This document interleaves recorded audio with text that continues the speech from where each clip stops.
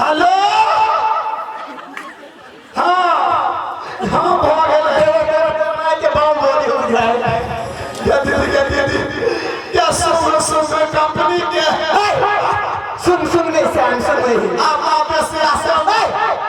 Malaysia है Malaysia नभाची ये नभार लू देखिए के नाटो नाम तो ये भी हमारे के हम अपन नंबर दै छी नंबर दियो ना नंबर दी होई है ये बुढ़वा हमर नंबर सेव करो का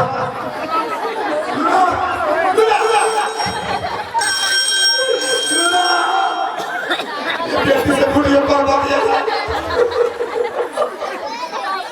जमाई के छोटे होते जमाई बाल के नंबर होते या सावता सब अब वाक्य करिए दान करिए कथा हम नहीं जाके माता के गरीब बाबा के माई बैठा है तब बाबा के बाप बैठा है तो कौन लोग सोचते आइए बाबा के कन्यादान में तो कहला अब जाऊँ की मारा बाबा के कन्यादान के लिए बड़े भाग से बाबा के कन्यादान में कथी सब चलिए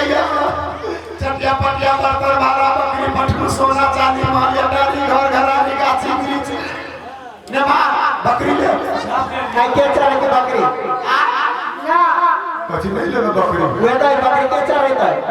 बोकरा ले आई ये कथी देलिए कन्यादान में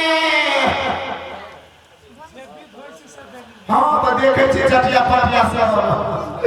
आ ये चीज ना कन्यादान में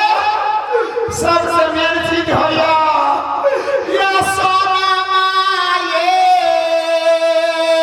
ये वो सोनमा के मरला पिछला साल होला एमटी ओकर बरखी कइने चले ओकरा तो याद करे छी हां के सब दिन उ सोनवाना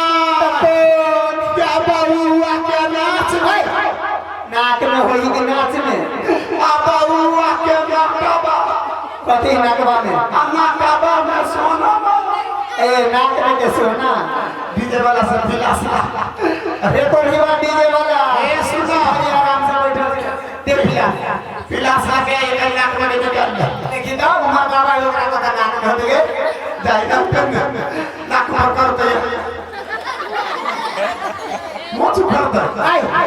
कहो दीदी बहन जैसे नाक में पे दे रहते से निकाल ले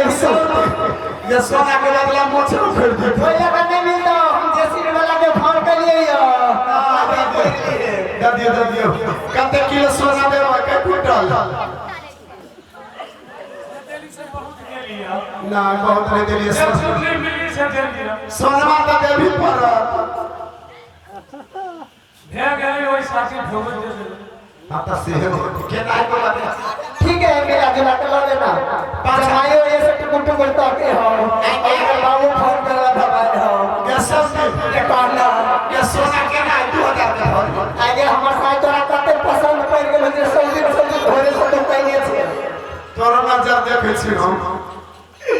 कह दिए सरकार अपना कते देबे कन्यादान में दे दे 500 का 500 रुपए कन्यादान ये 21001 रुपया दइयो के 1,19,400 के भरी है ये मोटे नहीं देबो 21000 दे हमर मर्दावा हां 21000 का 21000 में 20,000 का ना 21000 का 22000 दो जल्दी काम लेट हो हमर मर्दावा उल्टा बुझी है कम हम वही तो नहीं देता हूँ किसी में पैसे तुरंत दे देता हूँ